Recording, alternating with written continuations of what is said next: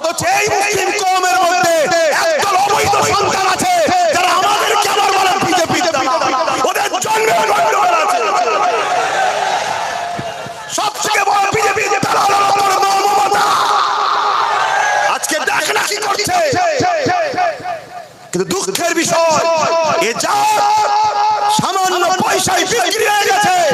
আল্লাহ যদি এ জাত না জাগে, এ জাতের উপরে তুমি আযাব দিয়ে মেরে দাও, কিন্তু এই জাতের মা বোনেদের ইজ্জত না নন্টন হয়। খোদা তোমার কাছে দোয়া চাই, বলুন আমিন।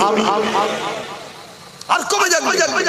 চোখের সামনে দেখতে পাচ্ছ না ওই পূর্ব মেদিনীপুরের শুভেন্দু দিন রাত সাম্প্রদায়িক দাঙ্গা লাগাবার কথা বলে, দিন রাত রোহিঙ্গা, দিন রাত মোল্লাদের গাল দিচ্ছে। তাকে রাজ্য সরকারের প্রশাসন পাহারাতে ঘোরাচ্ছে না ঘোরাই। এই মুসলিম কওমে অবৈধ সন্তান যারা জন্ম নিয়েছি, বল তোরা আমার ঘরে জন্ম নিলি, কিন্তু তুই সন্তান হালালি নয়। যদি হালালি হতিস তাহলে নবী বংশের আওলাদকে কখনো গালি দিতিস না। আজ আমার মসজিদ চলে যাচ্ছে, মাদ্রাসা চলে যাচ্ছে, কবরস্থান ঈদগাহ চলে যাচ্ছে, তারপরেও আমার নাগরিকত্ব চলে যাচ্ছে। আমার বলার অধিকার নেই। আমি বলতে গেলে দাঙ্গাবাজ, ফিতনাবাজ, জুলুম, বন্দী করো, অ্যারেস্ট করো। আর শুভেন্দু কি করছে বলো? এখানে পাশে অর্জুন সিং কি করছে? বলছে ইসলামে নাকি রেপ করা ভালো কাজ। ভালো কাজ? কথা বলো ভালো কাজ?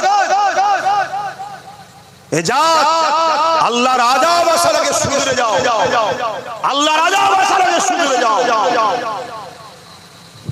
বড় কঠিন পরিস্থিতি সমাজে। এখনো যুব সমাজ তোমাদের জাগার সময় হয়, এখনো থাকার সময় হয় না। আমরা সমাজে নিজেরা করে থাকি অনেক সময়। কি একটা মুরগিকে ধরার হলে চাল চল, ওই চাল এসে এসে এসে এসে এসে এসে এসে কিছুটা চাল এখানে দিই, তারপর আরেকটু দিই, আরেকটু দিই, আগিয়ে আগিয়ে আগিয়ে আগিয়ে থেকে এনে এনে এনে এনে একটা একটা ঘিরার মধ্যে লাস্টে চাল ছড়ায়। ও খেতে খেতে খেতে কত খেয়ালই নেই ও ঘিরার মধ্যে ঢুকে গেছে। তখন গেট লাগিয়ে তাকে ধরে ফেললো, জবাই জবাই জবাই।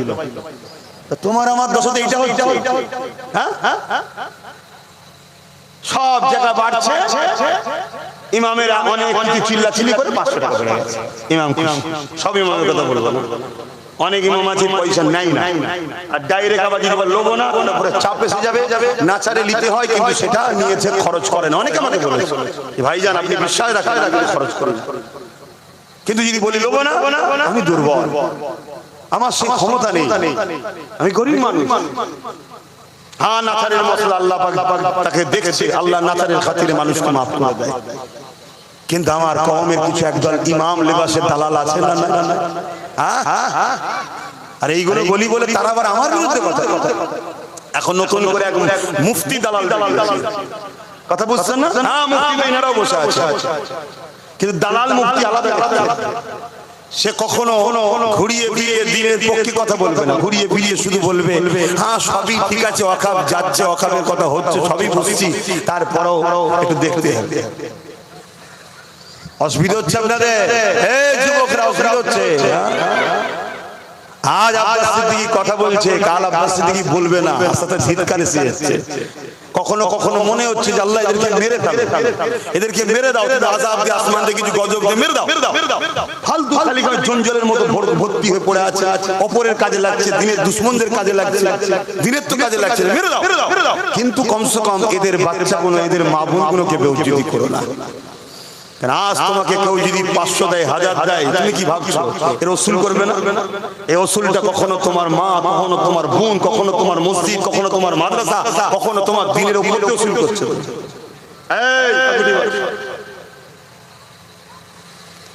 কথা বুঝে আসছে ভাই? কত কষ্ট করেছে আবার রাসূলুল্লাহ এই দিনের জন্য। এই যে মসজিদ, আজান, মসজিদ, মাদ্রাসা, এগুলো সব জঙ্গিদের আখড়া তো নাকি? এখানে সব সন্ত্রাস তৈরি হয়তো, মসজিদে মাদ্রাসা সব জঙ্গি তৈরি হয়তো নাকি? বলছে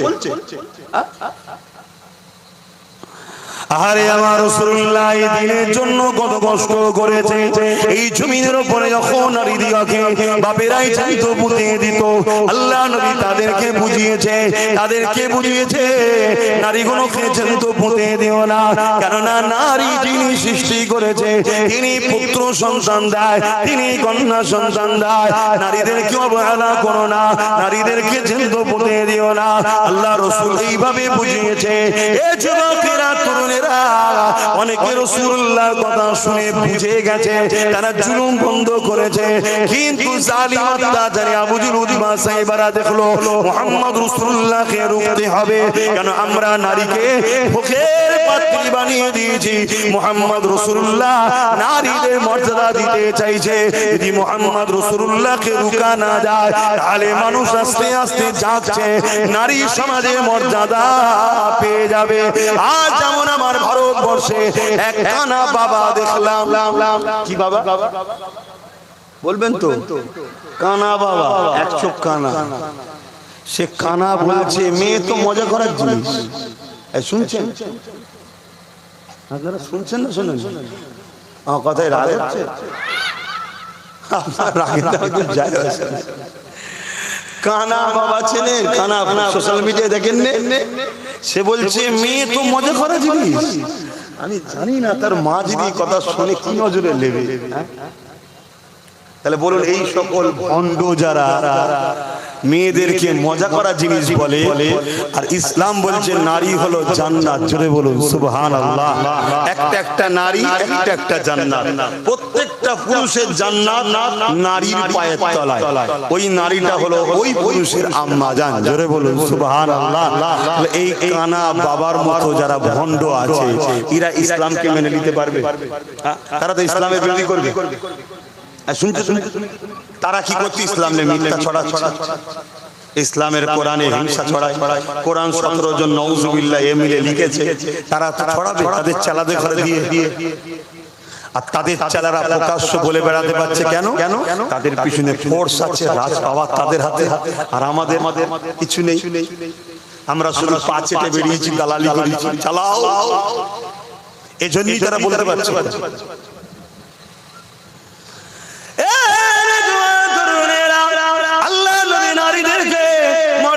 দিয়েছে যেমন নারীদেরকে পুতা বন্ধ করেছে। আল্লাহ নবী নবী দয়া নবী জানিয়ে দিলে, কোন ঘরে যদি একটা কন্যা সন্তান হয়, ওই বাপ যদি ওই কন্যা সন্তানকে, কোন ঘরে যদি আল্লাহ রাসূল জানালেন দুটো সন্তান হয়, ওই বাপ যদি দুই সন্তানকে লালন পালন করে তার বিবাহটা দিয়ে দেয়, আমি রাসূলুল্লাহ তাকে শাফাত করে জান্নাতে নিয়ে যাব। এক সময় এক সাহাবী বলতে লাগলেন, ইয়া রাসূলুল্লাহ হাবিবাল্লাহ, আমার তো একটি মাত্র সন্তান, দুটো তো নাই, হুজুর আমি কি নিয়ামত পাবো না? আল্লাহ নবী বললেন, যাও সাহাবী, তুমি যখন বললে কারো ঘরে যদি একটাও কন্যা সন্তান হয়, ওই কন্যাকে লালন পালন করে যদি বিবাহ বড় করে বিবাহ দিয়ে দেয়, আমি রাসূলুল্লাহ জানিয়ে দিই ওই বাপের শাফাত করে জান্নাতে নিয়ে যাব। আল্লাহ নবী আরো জানান, হে আমার উম্মতিরা, আমি রাসূলুল্লাহ জানিয়ে দিলাম, কোন বাপের দাম্পত্য জীবনে যদি 3টে কন্যা সন্তান হয়, ওই বাপ যদি 3টে কন্যা সন্তানকে লালন পালনের সময় মমতা দিয়ে বড় করে বিবাহ দিয়ে দেয়, আল্লাহ নবী দুটো আগুন তুলে দেখিয়েছে, যেমন পাশাপাশি ওই 3 বাবা যেমন করে 3 কন্যার বাবা আর আমি রাসূলুল্লাহ আল্লাহর জান্নাতে পাশাপাশি থাকিব। আরো জোরে বলুন সুবহান। তাহলে নারীদের প্রকৃত মর্যাদা দিতে তো আমরাই পারি,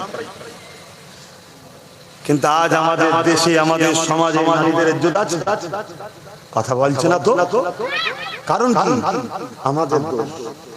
কারণ আমাদেরকে যে জন্য আল্লাহ পাঠিয়েছিল সে কাজ ছেড়ে দিয়ে আমরা দালালির কাজে নেমেছি, পাচাটার কাজে বেরিয়েছি। আল্লাহ আমাদেরকে জমিনে পাঠিয়েছে খলিফা করে, প্রতিনিধিত্ব করার জন্য আমরা এসেছি। এই জমিনের উপরে অন্যায় মিটিয়ে ন্যায়কে প্রতিষ্ঠিত করা এটা ঈমানি দায়িত্ব। তা'মুরুনা বিল মারুফ ওয়া তানহাউনা আনিল মুনকার, অন্যায়কে মিটাও, ন্যায়কে প্রতিষ্ঠিত করো। এই যে কাজ আল্লাহ দিয়েছে দিয়েছে, তার জন্যই তো আমাদেরকে খায়রুল উম্মাহ করেছে। কুনতুম খায়রু উম্মাহ উখরিজাত লিন-নাস তা'মুরুনা বিল মা'রুফ ওয়া তানহাউনা আনিল মুনকার। ন্যায়কে প্রতিষ্ঠিত করো, অন্যায়কে মিটাও, এজন্যই তো আমরা শ্রেষ্ঠ উম্মত। আজ আমরা ন্যায়কে মিটাই না, এই ন্যায়ের পক্ষে নেই, আমরা অন্যায়ের তাহলে বলো আল্লাহ আমাদেরকে ছেড়ে দেবে? আল্লাহ বলেছে যখন তোমরা আমাকে আমার হাবিবকে ছেড়ে দিয়ে যাদের দলদাস হবে আমি আল্লাহ তাদের হাতে তোমাদেরকে মিটাবো। সূরা বাকারার মধ্যে আল্লাহ বলেছে। আল্লাহ আমাদের উপরে জালিম বাদশাদের বসিয়ে দিয়েছে আমাদেরকে টাইট করার জন্য। আমাদের পাওনা, এখনো সময় আছে। তওবা করো, ইস্তেগফার করো, ফিরে আসো, পরিবর্তন হও, আল্লাহকে ভয় করো, নবীকে প্যার করো, নবীর মডেলে জীবন গড়ো, নবীর আদর্শে জীবন গড়ো, নবীর সুন্নাহয় জীবন গড়ো। জিন্দেগীর প্রতিটা মুহূর্তে রাসূল ছাড়া অন্য কাউকে ফলো না। আসো, চেষ্টা তো করো। চেষ্টা করতে গিয়ে 100টা কাজ ধরুন বোঝাবার জন্য বলছি, চেষ্টা করতে গিয়ে 10টা হয়েছে, 90টা মিস হয়ে গেছে। কিন্তু ইচ্ছা করে মিস করেননি, চেষ্টা করেছিলেন করার। যেমন ফজর বেলা নিয়ত করেছেন নামাজ পড়ব, কিন্তু ঘুমটা ভাঙে না। এই তওবা আর কাজা নামাজ আদায় করে নিলে মাফের তো একটা রাস্তা আছে। আর যদি আমরা ইচ্ছা করি ছেড়ে দিই তাহলে কি করে মাফ হয়? কথা মাথায় আমরা চেষ্টা করি, জুলুম করব না, কারো ক্ষতি করব না, কিন্তু অইচ্ছাকৃত কখনো হয়ে গেছে, তার কাছে যদি ক্ষমা চেয়ে নি, সেদিন মাফ করে দেয় আল্লাহ, তো ক্ষমা করে দেয়। বাপেরা, নওজওয়ানেরা, তরুণেরা, এ নবী পাকের প্রেমিকেরা, আল্লাহ নবী জানিয়ে দিলেন বাবারা শুনে রেখে দাও, জেনে রেখে দাও, ততক্ষণ পর্যন্ত তোমরা ঈমানদার হতে পারবে না। লা ইউমিনু আহাদুকুম হাত্তা আকুনা আহাব্বা ইলাইহি মিন ওয়ালিদিহি ওয়া ওয়ালাদিহি ওয়ান নাসি আজমাইন। ততক্ষণ পর্যন্ত তোমরা ঈমানদার হতে পারবে না যতক্ষণ পর্যন্ত তোমরা তোমাদের ধন দৌলত, জমি জায়গা, ঘর বাড়ি, টাকা পয়সা, বাপ মা, এমনকি নিজের জানের থেকে আমি রাসূলুল্লাহকে বেশি আজিজ দামি না জানবে, বেশি মহব্বত না করবে, ততক্ষণ পর্যন্ত তোমরা ঈমানদার নয়। আর যে ঈমানদার নয় তাকে আল্লাহ কেন সাহায্য করবে? এই যুবকেরা, তরুণেরা, বাপেরা, হযরত ফারুক আযম রাদিয়াল্লাহু তাআলা ওই মজলিসে বসেছিলেন। আল্লাহ নবী যখনই বললেন ততক্ষণ পর্যন্ত তোমরা ঈমানদার হতে পারবে না, বাপ মা, ধন দৌলত, জমি জায়গা, ঘর বাড়ি, এমনকি নিজের জানের থেকে বেশি নয়, তখন হযরত ওমর ফারুক দাঁড়িয়ে গেলেন, আল্লাহ নবীকে আরজ করলেন, ইয়া রাসূলুল্লাহ, হাবিবাল্লাহ, আমি আপনাকে সব কিছু থেকে বেশি ভালোবাসি, ইল্লা মিন নাফসি, জানের থেকে বেশি নয়। আল্লাহ নবী বললেন, ওমর হবে না, জানের থেকে বেশি ভালোবাসতে হবে। এই নিজাম আল্লাহ তৈরি করে দিয়েছে রে ওমর। ওই সময় ওমর ফারুক চুপ করে গেলেন, একটু পরে উঠে বলতে লাগলেন, ইয়া রাসূলুল্লাহ, হাবিবাল্লাহ, আমি ওমর দাওয়া দিচ্ছি, আমি আমার জানের থেকেও বেশি আপনাকে ভালোবাসি। আরো জোরে বলুন সুবহান।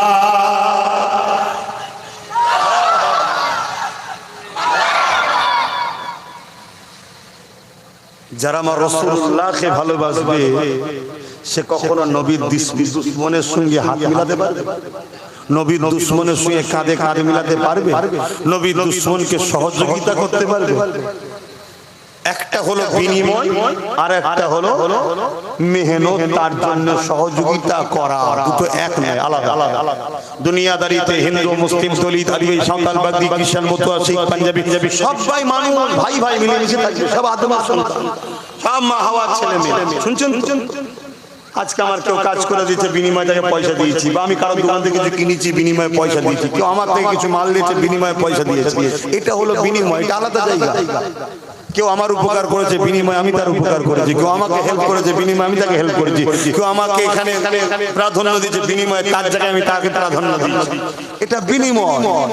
কিন্তু আমি সামান্য অর্থের জন্য, নিজের একটু পদের জন্য আমি এমন লোককে সহযোগিতা করে শক্তিশালী করছি যে আমার মসজিদ মাদ্রাসাকে মিটাচ্ছে, কোনো ঈমানদারি কাজ করতে পারে? শুনছেন তো নাকি?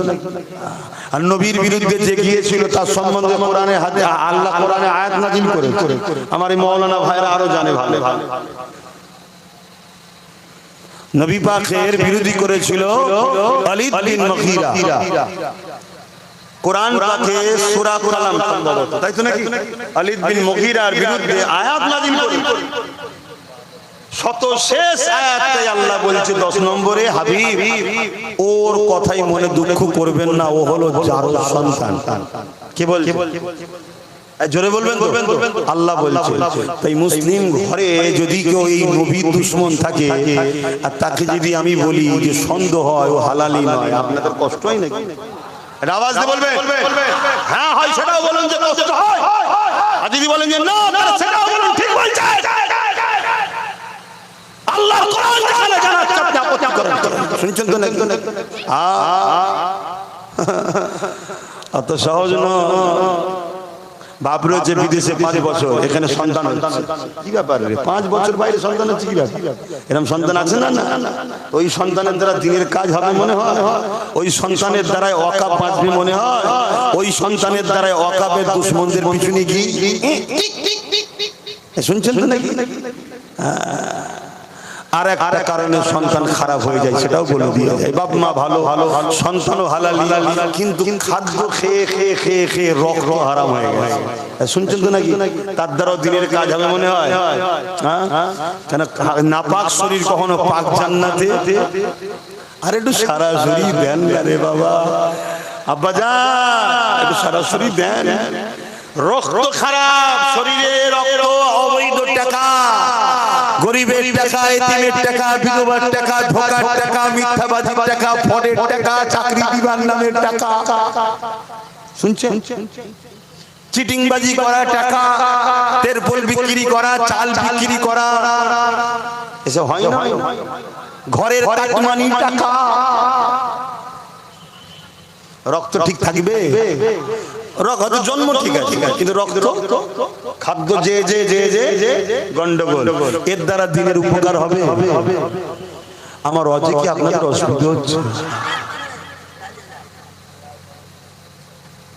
আমি যে কোনো বলছি বা বড় পাওয়ারের সাথেই বলছি, কথা বুঝলেন? বাবেরা মনে রেখে দেবেন, ইসলামের ইতিহাস গাওয়া দিচ্ছে।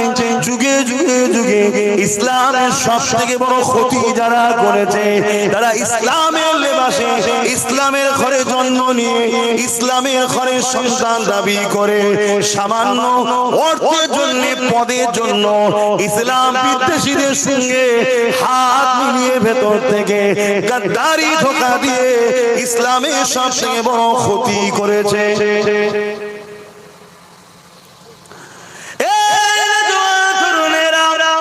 প্রকাশ্য যারা ইসলামের দুশমন, তারা কোনদিন আমাদের মোকাবিলায় দাঁড়াতে পারেনি গো। উদাহরণস্বরূপ বদরকে দেখুন, বদরে একদিকে 1000-এর উপরে জালিম প্রকাশ্য দুশমন, অপর দিকে এমন করে 313 জন আমার রাসূলুল্লাহ সাথী রয়েছে। 313 জনের হাত খালি, তাদের হাতে না তরোয়াল আছে, না তীর আছে, না ঢাল বল্লম আছে। 1000-এর উপরে প্রকাশ্য দুশমন যারা, তাদের হাতে তীর তরোয়াল রয়েছে, এমন করে বল্লম রয়েছে। কিন্তু রেজাল্টটা কি হলো? 1313 জনের কাছে পরাজিত হতে বাধ্য হয়েছিল। কেননা 313 জনের কাছে কিছু নাই, তো কি হয়েছে? 313 জন বলেছিল, তরোয়াল ছিল আবু জেহেল বাহিনীর দিকে, অস্ত্র ছিল আবু জেহেল বাহিনীর দিকে, তেমন করে বললাম তীর ছিল আবু জেহেল বাহিনীর দিকে। সংখ্যা ছিল তাদের বেশি, আমাদের দিকে কিছু ছিল না, ঠিকই কথা, কিন্তু আমাদের দিকে এমন এক পাওয়ার ছিল, ওই পাওয়ারটা তাদের দিকে ছিল না। ওই পাওয়ারটা হলো আমাদের হৃদয়, আমাদের দিকে আল্লাহর নবী ছিল। আরো জোরে বলুন সুবহান। আজ যদি আমি মসজিদের হয়ে লড়ি, মাদ্রাসার হয়ে লড়ি, তাহলে আজকে কি আমাদের দিকে আল্লাহ ও রাসূল নাই? জোরে বলে। আর আপনি আমার বিরোধী করছেন কার জন্য? মসজিদ মাদ্রাসার দুশমন শয়তানের জন্য। দেখলেন না এক শয়তান বলছে আগামী কাল আবার জুম্মা মসজিদে যেন উস্কানিমূলক বক্তব্য না হয়। এই শয়তান, মসজিদে উস্কানিমূলক বক্তব্য হয়? এই কথা বলছেন না জানেন? তাহলে আমাদের সব মুনাফিক শয়তানগুলো কথা বলছেন না? মুনাফিক মৌলী সাহেব, মুনাফিক বক্তা সাহেব, মুনাফিক হুজুর সাহেব, মুনাফিক বিজেতা সাহেব সব চুপ কেন? যে আপনি এটা কি বলছেন? এই কথাকে এক্ষুনি উইথড্র করুন, এক্ষুনি কথাকে বলুন ভুল হয়েছে, না আপনার দলে থাকবো না। আমার খোদার ঘরে দাঁড়িয়ে এই আমরা তোরা উস্কানিমূলক কথা বলি? ইসলাম তোদেরকে শিখিয়েছে উস্কানিমূলক কথা বলার কথা? ইসলাম তোদেরকে শিখিয়েছে না আল্লাহ শিখিয়েছে যে আল্লাহর ঘরে দাঁড়িয়ে উস্কানিমূলক বক্তব্য দিবি? আমি জানি না। এরপরে ইমাম এই মসজিদ বিদ্বেষী শয়তানের চাটুকারি করবে কি আমার জানা নেই। তবে যদি কেউ করে ওই শয়তানের চাটুকারি ইমামের পিছনে নামাজ হতে পারে না, কারণ এর দ্বারা স্বাধীন নয়, আর যে স্বাধীন নয় তার পিছনে নামাজ নয়। মুক্তিরা বসে আছে যদি ভুল ফটো হয় ভাই এই কথা শুনছেন? তাহলে আমার ধর্মটাকে শেষ করার চক্রান্ত হচ্ছে না? এবার তো মসজিদগুলো টার্গেট হবে, মসজিদের মধ্যে বলবে ক্যাম্প হবে, ইমাম কি বক্তব্য দেয় শোনা হবে। কেন? উস্কানিমূলক বক্তব্য হয়। এই শুনছেন কোন দিকে নিয়ে যাচ্ছে? আপনাদের তো হুঁশ না, আপনাদের তো হুঁশ 1000 টাকাটা যদি 2000 হয়ে যায়, আর বিশেষ করে আমার বোনেরা আরো 100 টাকা পেয়েছে, আল্লাহ যেন জান্নাতের সার্টিফিকেট পেয়ে গেছে। আর অত তো সব থেকে নাম বেশি বাদ মায়েদের। একটা জায়গায় দেখছি শয়তান বলছে হাত তুলে দেখাও তো কার কার নাম নেই, দেখি সব হাত তুলে দিয়েছে। কি হবে? শুনছেন আমার কথা খারাপ লাগছে নাকি? খুব যদি খারাপ লাগে তাহলে দুটো রাস্তা আছে, এক আমায় নিয়ে আসবেন না, আর নাই আসবেন না, যেমন অনেকে আসে। আমি বাপ আল্লাহর সৃষ্টি, আল্লাহর নবীর গোলাম, কথা শুনছেন? ও পৃথিবীর বাকি কাউকে আমি চারানা দাম না, কি করবি সর্বোচ্চ মেরে ফেলবি, তাই তো নাকি? ও যেদিন মরণ যেদিন আছে সেদিনই হবে, একদিন আগেও পারবি না, একদিন পরেও পারবি। ও নিয়ে কখনো টেনশন করিনি মরণ নিয়ে, কেন রাসূলুল্লাহ বলেছে আখিরি জামানায় আমার উম্মত মার খাবে, কারণ হলো মৃত্যুকে ভয় করবে, আল্লাহকে নয়। তো মৃত্যুর ভয় করলে মার খেতে হবে, যেমন আজকে মার খেতে হচ্ছে আমার জাতকে। দ্বিতীয় নম্বর, রাসূলুল্লাহ বললেন লুবি হবে। ব্যক্তিগত জীবনের জন্য কখনো আমি ভাবি না যে আমার কি হবে, খাওয়া কি হবে, থাকবো কি, ঘর কি হবে, এসব ভাবি না। ও আমার আল্লাহ আছে, হ্যাঁ আমি একটু হাত টাত পাতি, লোককে বুঝাই, 1000 বার বুঝাই, ওটা আমার জন্য নয়।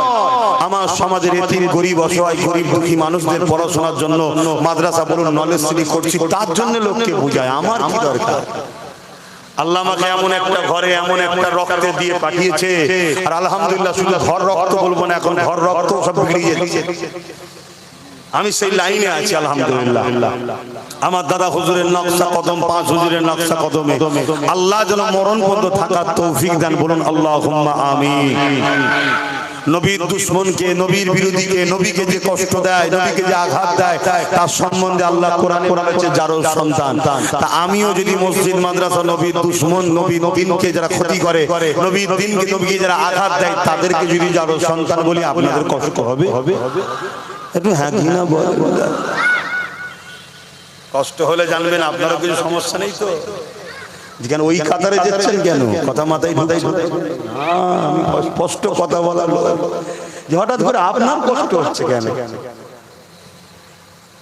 চোরকে ধরার জন্য পুলিশ এসছে, সবাই তুই ছুটছিস কেন? বলছে না আমি 5 বছর আগে কলা চুরি করেছিলাম, সেই কেস নয় তুই? বলছে আমি একটা পকেট মেরেছিলাম। তুই? বলছে জুতো পেলিয়েছিলাম। মানে যারা যারা ছুটছে কোনো না কিছু গেলে ব্যাপার আছে। আমার কথায় যদি রেগে যায় জানতে হবে কিছু গন্ডগোল। আমি তো সবাইকে বলছি নাকি? বাবেরা নওজওয়ানেরা ভুল বুঝবেন না, আরে আল্লাহ নবী এই দিনের জন্য এমন দিন গেছে তাইফের জমিনে গিয়ে রাসূলুল্লাহ রক্তাক্ত হয়ে গেছে, অজ্ঞান হয়ে পড়ে গেছে। এ যুবকেরা রাসূলুল্লাহ শরীর থেকে রক্ত বেরিয়ে বেরিয়ে তাইফের জমিনে পড়তে লেগেছে। রাসূলুল্লাহ জুতা নালায় শরীফখানা পর্যন্ত ভিজে গেছে। এত রক্ত বেরিয়েছে এই দিনের জন্য। তোমার মধ্যে যদি নবী পাকের প্রেম যারা পরিমাণ থাকে, তাহলে তোমার যদি চোখ দিয়ে পানি নাও বেরোয়, দিল তো তোমার কাটা দরকার। আরে আমি নবীর মাদ্রাসা যদি উপকার করতে না পারি, নবীর মাদ্রাসা দুশমন হব না। এরা নবীর মাদ্রাসাকে মিটাতে চাইছে, তাদেরকে ভোট দেবো না। আমি মাদ্রাসা যদি কোন রকম এক বস্তা সিমেন্ট যদি না দিতে পারি, মাদ্রাসা তৈরি করার কাজে যদি নাও আসি, কিন্তু কমসে কম আমার মাদ্রাসাকে যারা আইন তৈরি করে মিটিয়ে দিবার প্ল্যান করছে, তাদেরকে একটা ভোট দিয়ে সহযোগিতা করব না। আমি যদি মসজিদের কোনো উপকারে না আসি, হালকা বয়স হয়তো মসজিদে যেতেও পারিনি, ঘরে নামাজ আদায় করে নিচ্ছি, বা কখনো কাজা হয়ে যাচ্ছে, এটা গুনাহ করে ফেলছি, কিন্তু আমার মধ্যে যেন এই খসলতটা না থাকে। এরা আইন তৈরি করেছে, ওয়াকফকে দখল করে মসজিদকে ভাঙছে, তাদেরকে শক্তিশালী করার জন্য ভোট দেবো না। যারা ওই আইনকে মেনে নিয়েছে, তাদের শক্তিশালী করার জন্য ভোট দেবো না। এইরকম তো দরদ আপনার মধ্যে থাকা দরকার।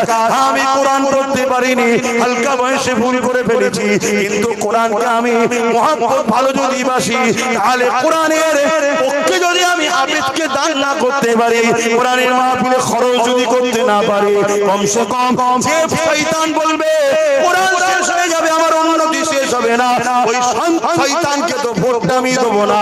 কেননা ওই শয়তান আমার কোরআনের বিরুদ্ধে কথা বলেছে। এই যুবকেরা, তরুণীরা, বাবেরা, এই মনে রেখে দিবে, মরতে আপনারও হবে, মরতে তোমাদেরও হবে, কিন্তু মনে রেখে দিও কবরের জমিনে কাউকে পাবে না গো। কবরের জমিনে আল্লাহ পাক যখন দিয়ে দেবে, ওই কবরের জমিনে মুহাম্মদ রাসূলুল্লাহ আসবে।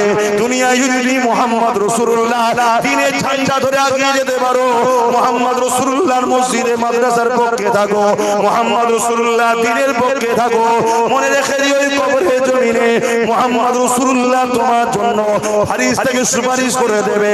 আর দুনিয়ার জমিনে তুমি 500,000-এর জন্য হারাম বিরিয়ানি, হারাম খাদ্য খাবার জন্য মসজিদ, মাদ্রাসা, কোরআনের দুশমনকে তুমি যদি ভোট দিয়ে শক্তিশালী করো, মনে রেখে দিও ওই কবরের জমিনে নবীর শাফাতও পাবে না, পরকালও পাবে না। আর যাদের দলদাস হয়ে গেছো, এই শয়তান তো আগে থেকেই জাহান্নামে চলে যাবে, তোমাদের কাতারে তো পাওয়া যাবে না। এখনো সময় আছে, ভেবে চিন্তে কাজ করো। যদি ভেবে চিন্তে না কাজ করো, যতগুলো আজ বেঁচে আছো, বাকি কোনো কালকে নাম বাদ পড়ে যাবে। শুনছেন তো? অসুবিধা হচ্ছে? 2022-এ বলেছিলাম একটা ছেলেরই গলা পাওয়া যাচ্ছে, আপনাদের মধ্যে গায়ে লাগছে না, তাহলে এই বাচ্চারই গলা পাওয়া যাচ্ছে, আপনাদের পাওয়া যাচ্ছে না কেন? হ্যাঁ কি না বলুন, অসুবিধা হচ্ছে? সেই এর গলাটাই পাওয়া যাচ্ছে, এর গলাটাই পাওয়া যাচ্ছে। আপনাদের সবার গলা কি একাই চেপে দিচ্ছে? আল্লাহ তোকে বড় হলে যেন দ্বীনের মুজাহিদ, দ্বীনের জন্য লড়াই করার, ওয়াজ করার তৌফিক দিক। বলুন আমিন, বলুন আল্লাহুম্মা। বলেন আপনারা, ঠিক বলছি তো নাকি? তো ভাইরা মনে রাখবে, আজ উদাহরণ হিসাবে বলছি, উদাহরণ, এই মুফতি সাহেবের একটা দল আছে, এই মুফতি সাহেবের একটা দল আছে।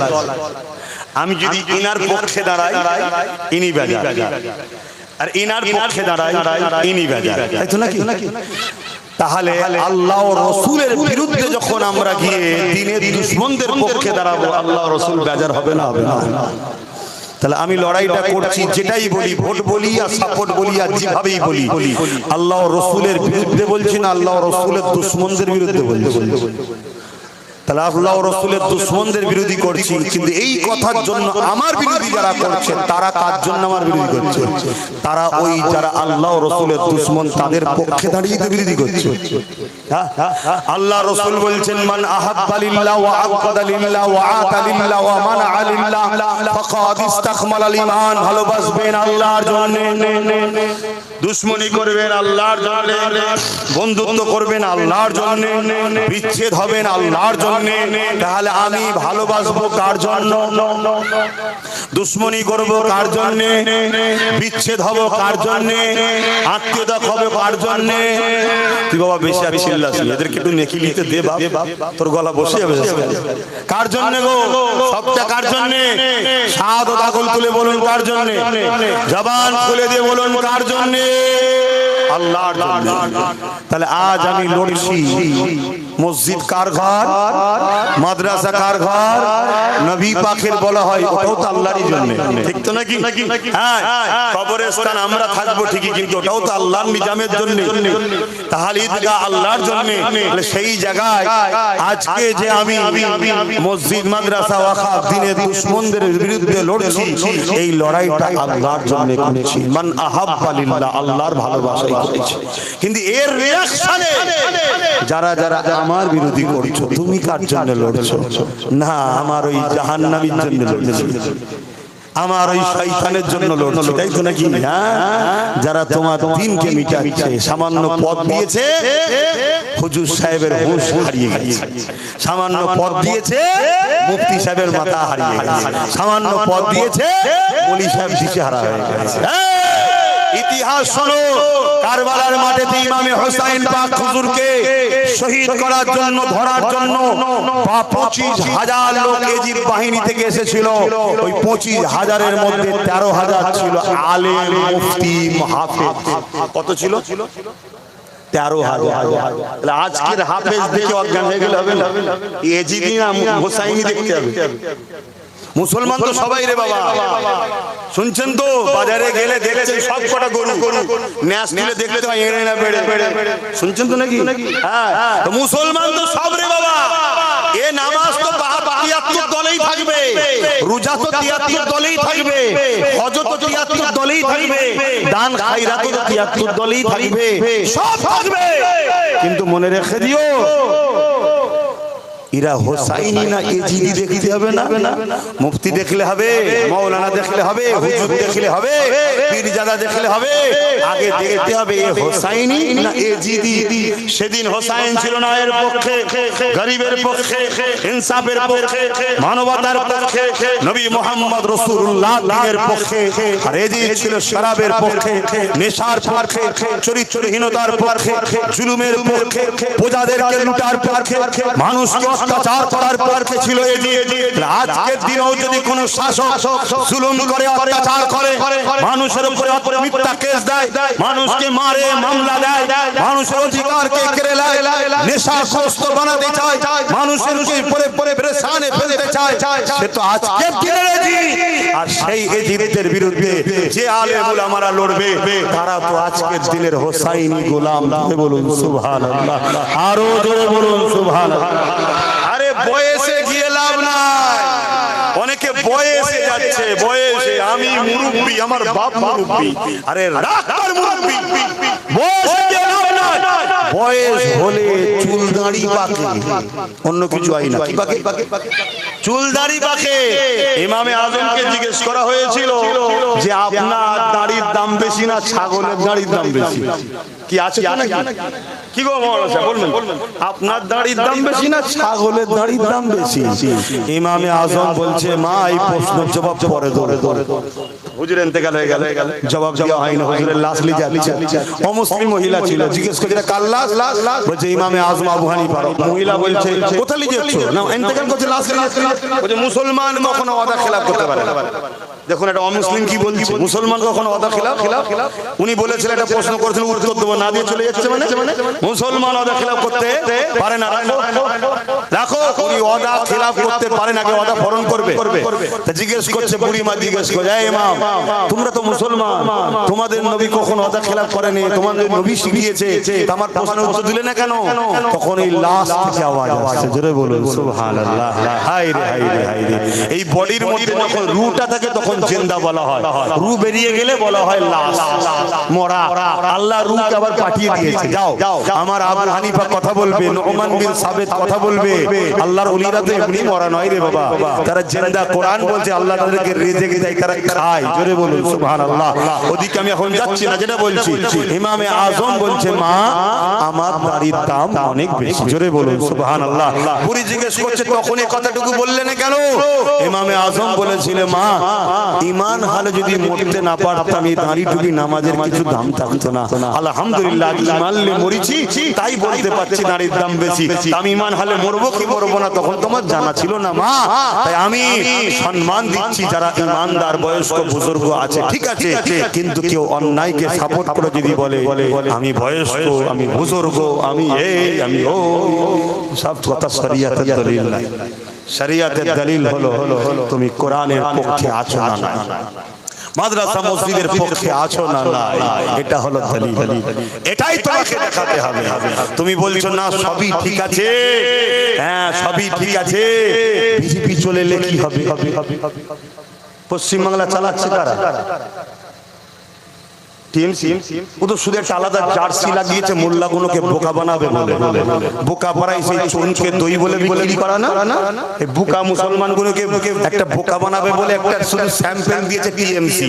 আদৌ চালাচ্ছে তো বিজেপি। এতদিন 15 বছর চালাচ্ছে কারা? বিজেপি। যার নাম এলটিডি তার নামে আল্ট্রাটেক। শুধু ট্যাক্স বেড়ে গেছে বলে কোম্পানি নামটা চেঞ্জ করছে। কথা বুঝে আসছে না? হ্যাঁ, কারণ এখানে 40% মুসলমান, এখানে ডাইরেক্ট হিট করলে অসুবিধা আছে। এখানে ঘুমটাওয়ালাকে পাঠাও, সে গিয়ে ইফতারও থাকবে, নামাজও থাকবে, ঈদগাহও থাকবে। কথা বুঝে আসছে? সব জায়গায় থাকবে। আবার ভেতর থেকে মাদ্রাসা ভাঙবে, মসজিদ ভাঙবে, মাদ্রাসার শিক্ষক বন্ধ করে দেবে, সব ওয়াকাফের বিলটাই সই করে দিয়ে আসবে। আন্দোলন গিয়ে করতে যাবে, বলবে দিল্লি গিয়ে করো, এখানে নয়, আমি আছি, আমার উপর ভরসা রাখো। তারপরে এসআইআর এর সময় সইটা করে দেবে, দিয়ে বলবে এসআইআর হতে দেবো না। তারপরে যখন নাম বাদ চলে যাবে, কেউ আন্দোলন করতে গিয়ে ধরা পড়লে বলবে মেন পান্ডাকে ধরে ফেলেছি, মেন পান্ডাটাকে তার দলেরই লোক। শুনছেন তো নাকি? এই সব পরিকল্পনার জন্য থেকে রাখা হয়েছে। এখন এই যে টিএমসি আর বিজেপির কথা বলছি, আপনারা আবার বলছেন না তো হুজুরি রাজনীতির কথা শুরু করে দিলে কেন? যুগে যুগে নবীরা রাজনীতির নেতাদের বিরুদ্ধেই লড়াই করে, কিন্তু জালিম যারা জালিম নেতা ছিল তাদের বিরুদ্ধে নবীরা লড়াই করেছে। ফেরাউন কে ছিল? রাজা, রাজনীতির নেতা। শুনছেন তো নাকি? তার বিরুদ্ধে মুসা নবী লড়াই করেছে। নমরুদ কে ছিল? পৃথিবীর রাজা ছিল, রাজনীতি কিন্তু জালিম ছিল, তার বিরুদ্ধে ইব্রাহিম নবী লড়াই করেছে। আবার নবী সুলাইমান সাল্লাল্লাহু আলাইহি ওয়াসাল্লাম ন্যায় পরায়ণ, আল্লাহর জমিনের বাদশা ছিলেন, পৃথিবীর বাদশা ছিলেন, কিন্তু ইনসাফ পরায়ণ, ন্যায় পরায়ণওয়ালা ছিলেন। জোরে বলুন সুবহানাল্লাহ। তাহলে সেই জায়গাগুলো আপনাদেরকে বুঝতে হবে। আমরা যদি না বুঝাই তো বুঝাবে কে? কে বুঝাবে আপনাদেরকে? তো যাই হোক, রাজনীতি করা হালাল, রাজনীতি করা হারাম। রাজনীতির নামে যদি কোনো মানুষকে শোষণ করো ওটা হারাম। রাজনীতির নামে যদি কোনো মানুষকে মিথ্যা মামলা দাও ওটা হারাম। রাজনীতির নামে যদি কোনো ধর্মের ক্ষতি করো ওটা হারাম।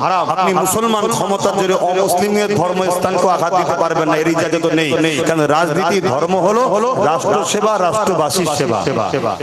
কথা বুঝে আসছে? এই রাজনীতি যেটা করবে সেটা করা হালাল, আপনি যেখানেই থাকেন করতে পারেন। আমি ভারতীয়, আমার দেশে রাজনীতি করব, আমার দেশে শরাবকে বন্ধ করব, ঘুষকে বন্ধ করব, ধর্ষণকে বন্ধ করব, জুলুমকে বন্ধ করব, মানুষের অধিকার মানুষকে পাইয়ে দেবো।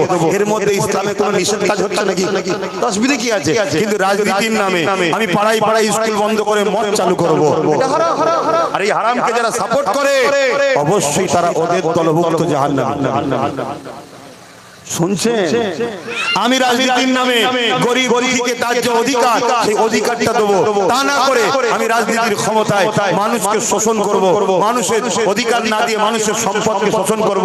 একদিক দিয়ে 1000 টাকা দেবো, 1500 টাকা দেবো, আর যুবকদের নিয়ে যেই রাস্তায় বেরিয়েছে অমনি পুলিশ পাঠিয়ে বলবো ওর কাছে 3000 ফাইন কর। শুনছো তো নাকি? খুব খুশি ছেলেরা, গুটকা খাওয়ার পয়সা পেয়ে গেছে। দু পা যেতে না যেতেই দাঁড় করিয়েছে। কি খবর স্যার? হেলমেট নেই কেন রে? দে 1000, বুট নেই কেন রে? 500 দে। লাইটটা মার দেখি, ডিপারটা এত হাইট কেন রে? 500 দে। 2000।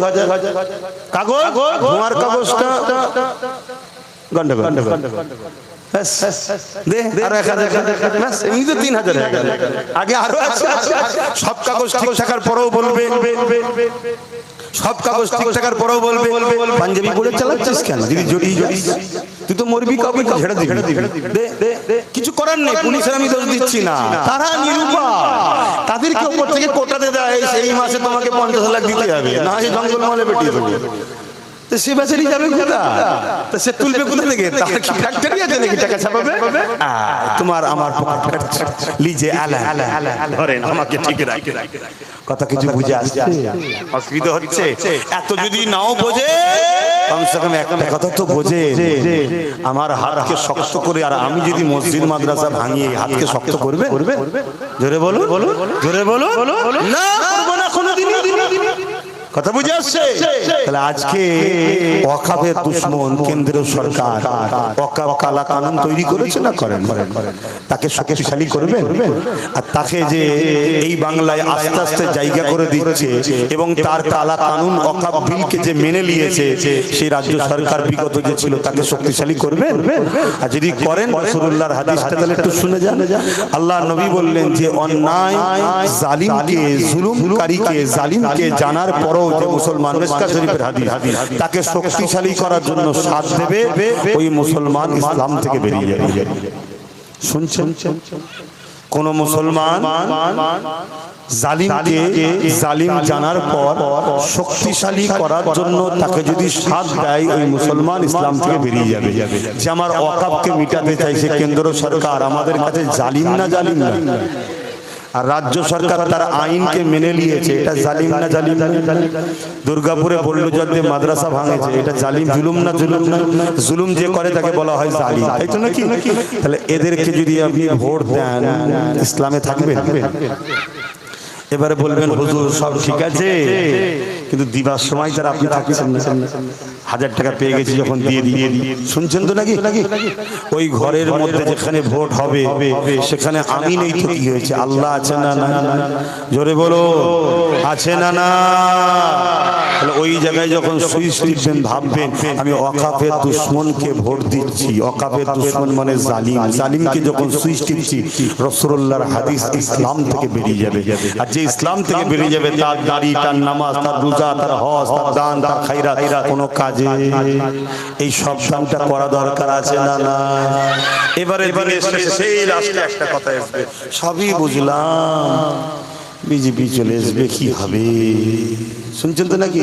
আনন্দবাজার পত্রিকার একটা খবর দেখেছিলেন, রাজ্য সরকার বলেছিল বিজেপিকে ফান্ড এনে লড়বো, এই বাংলায় বিজেপি আসেনি, বিজেপিকে আনা হয়েছে, আর আপনি বিজেপিকে রুখবেন বলছেন?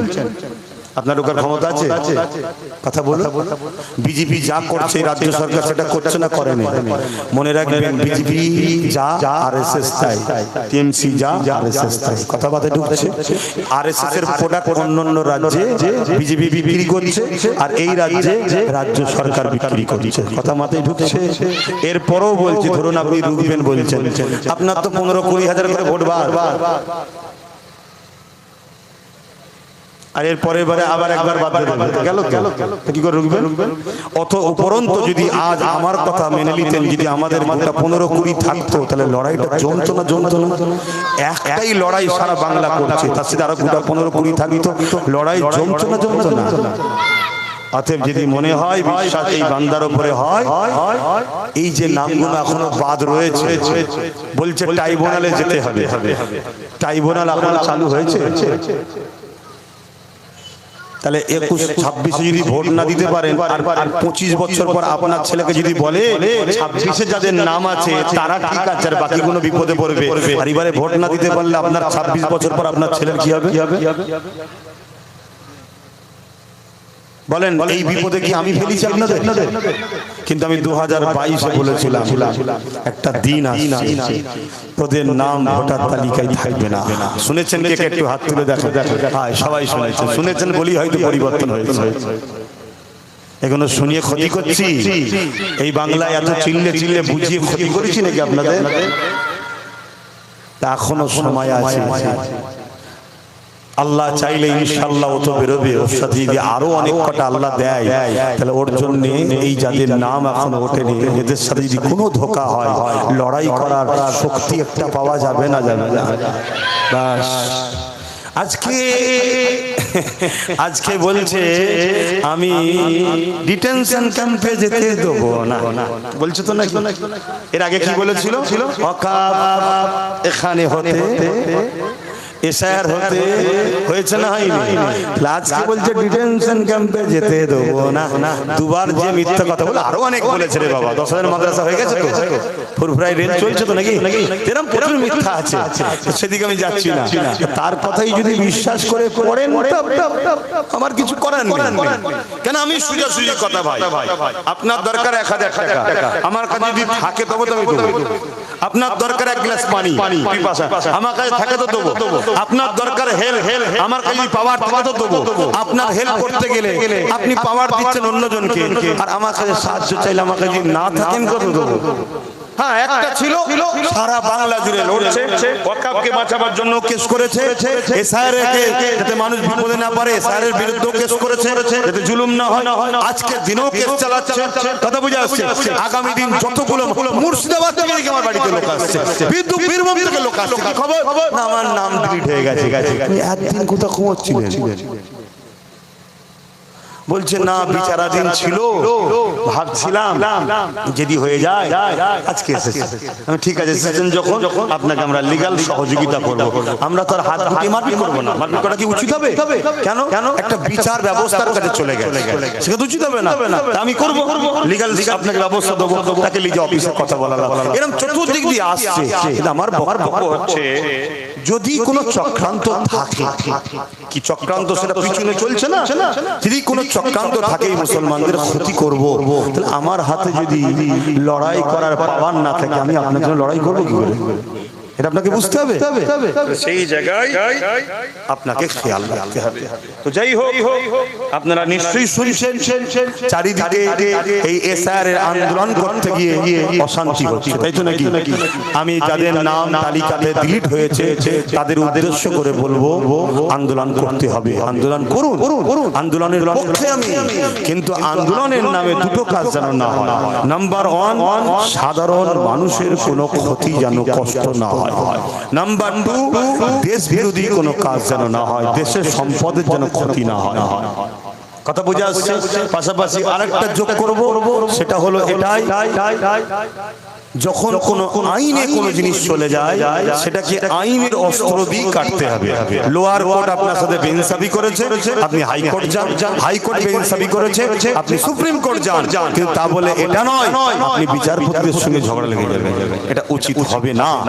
এটা আপনাকে জানিয়ে রাখি, আরো 11টা 12টা রাজ্যে এসআইআর হচ্ছে, কোন রাজ্যে এই সমস্যা নাই যেটা বাংলায় সমস্যা হচ্ছে।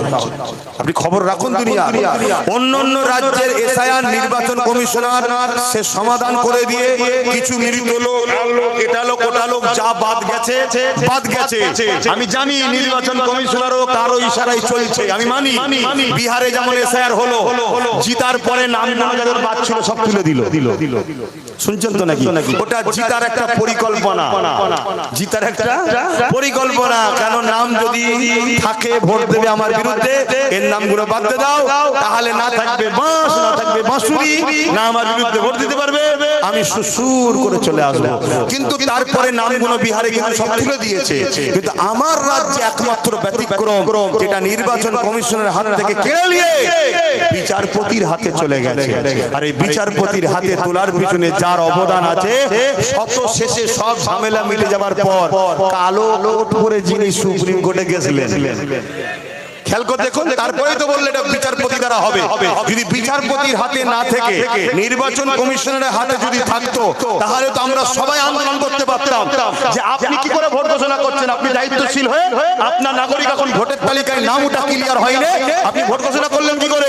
আগে নাম ঠিক করুন, তারপরে ভোট। আর বিচারপতির হাতে চলে যাওয়া মানে বিচারপতি বলছে ভোট ঘোষণা তো আমার কাজ নয়, আমাকে দিয়েছে, আমার টাইম মতো দেখবো, যাকে সন্দেহে বাদ দেবো, যাকে মনে হবে রাখবো, সন্দেহওয়ালারা পরে কোর্টে যাবে, বিচার হবে। যদি কোর্টের জজেরা তখন আবার বসে ট্রাইব্যুনালে বসে যদি বলে এ নাগরিক, নাম উঠবে, যদি বলে নাগরিক নয়, কি করবে আল্লাহ ভালো জানে, আমি এখন বলতে পারছি না।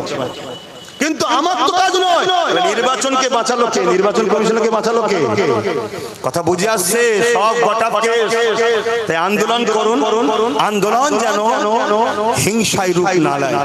আন্দোলনের মধ্যে শোনেন আরেকটা কথা বলে দেই, আন্দোলনের মধ্যে কিছু লোককে ঢুকিয়ে দেওয়া হচ্ছে, যাদেরকে ঢোকানো হচ্ছে উদ্দেশ্য আন্দোলন যাতে করতে না পারে, এই ভিড়টাই অশান্তি লাগিয়ে দাও। যেমন আপনারা খবর পাচ্ছেন কিছু কিছু জায়গায় আন্দোলন শান্তভাবে হচ্ছিল, তার মধ্যে ভিড় ঢুকে গিয়ে অশান্তি করেছে, আর সেই অশান্তির পরে নিরীহ নিরীহ লোকগুলোকে টার্গেট করে ধরো। কথা বুঝে আসছে? সেই টার্গেট করে ধরো। যেমন স্পষ্ট কথা বলছি, একজন শাহজাহান কাদেরী সাহেব নামে একজন মৌলানা সাহেব, বেচারি সে তার ব্যাংকের কাগজের সমস্যা হয়েছিল, সমাধান করে ঘরে ফিরছে, দেখছে রোডে আন্দোলন হচ্ছে। আন্দোলন হলে আপনারা কি করেন? বাইরে বেরিয়ে দেখেন তো? বাইরে বেরিয়ে দেখেন কোথায়? আন্দোলনের পিছখানে না ভিড় পিছন দিকে? পিছন দিকে দাঁড়িয়ে দেখছে, পিছন দিকে দাঁড়িয়ে সে বেচারি দেখছে, কিন্তু তাকে টার্গেট করে তুলে দেওয়া হলো। অথচ ওই আন্দোলনে যারা বক্তব্য দিচ্ছে তাদেরকে কিন্তু তোলা হলো না। কেন? তারা তো ফিতনা তাল লাগালো যাতে আন্দোলনে করার জন্য কেউ না নামতে পারে। কি প্ল্যান চলছে দেখছেন? কিন্তু এই সব কিছু প্ল্যান কখনো আপনারা ঢুকতে পারবেন না যতক্ষণ পর্যন্ত না আপনাদের হাতে রাজ পাওয়ার থাকবে। একদম ওপেন কথা বলে যাচ্ছে, আপনাদের সন্তানের মতো, ভাইয়ের মতো মানেন, বুঝাচ্ছি। যতক্ষণ না থাকবে, মনে রাখবেন যাদের হাতে দিয়েছেন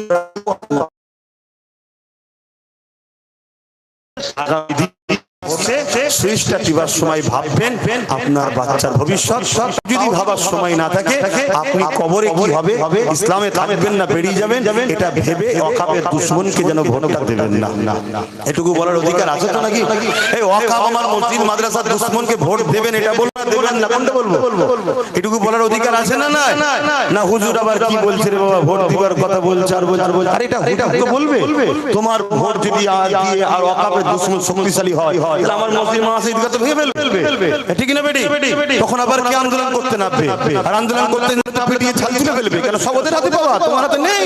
অতএব সুযোগ যখন কাজে আছে চেষ্টা করো, নবী বংশের আওলাদ কাউসার সিদ্দিকী এর জন্য দোয়া করো, চেষ্টা করো তার সাথীগুলো যদি কামিয়াবি হয় তাহলে তোমাদের কাজে লাগবে। কেন?